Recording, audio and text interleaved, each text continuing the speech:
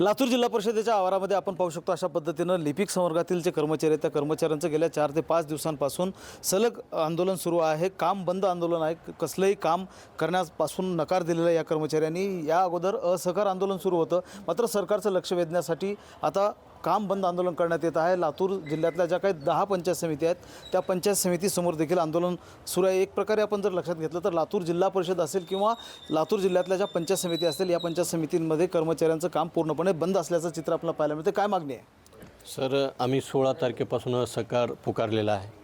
16 नंतर एक 20 तारखेपर्यंत आम्ही वाट पाहिली सरकारकडून की काहीतरी आमचं लक्ष घेतील सरकार या माध्यमातून, पण असहकारला सरकारने कोणताही रिस्पॉन्स दिला नाही। परत आम्ही निवेदन दिलं शिवसरांना, कलेक्टर मॅडमला की आम्ही 23 तारखेपासून बंद पुकारतो आणि 23 तारखेपासून आज तागायत 5वा दिवस आहे, आम्ही बंदमध्ये आहेत। 16 ते 26 एक 10 दिवसानंतर सरकारने आम्हाला एक पत्र दिले काल ग्रामविकासमार्फत की तुमची 6 तारखेला 6 मार्चला एक मीटिंग लावण्यात येईल तुमच्या मागण्याच्या अनुषंगाने। आमच्या मागण्या आहे खूप वर्षापासूनच्या जुनी पेन्शन योजना लागू करावी अशा प्रकारची ही मागणी जी आहे ती सातत्यानं लावून धरली जाते, सरकार लक्ष देत नाही। कारण जुनी पेन्शन हे लागू करणं हे आमचा हक्क आहे सर।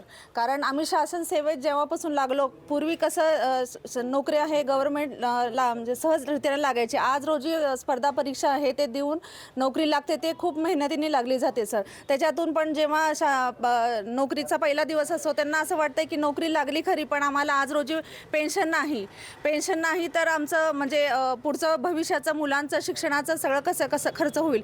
NPS लागू केला आहे, पण ते NPS कुठे जमा आहे, किती मिळेल, किंवा अचानक एखादा कर्मचारी मयत झाला तर त्याला मिळेल किंवा नाही, किंवा कुठले लाभ खूप कमी आहेत।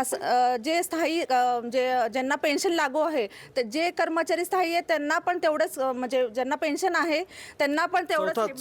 चौथा वेतन श्रेणी जी आहे त्यातल्या त्रुटी दूर करून वेतन श्रेणी जी आहे ते नव्यानं लागू करावी अशी एक मागणी आहे।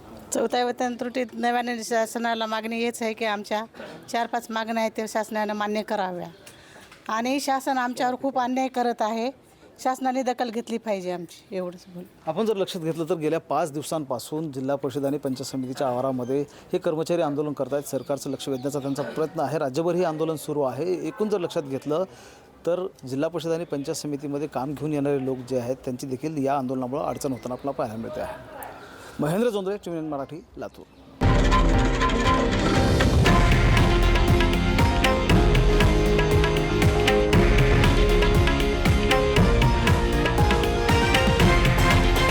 हे आहे देशातील नंबर 1 न्यूज नेटवर्क आणि आपण पाहत आहात TV9 मराठी, एकमेव।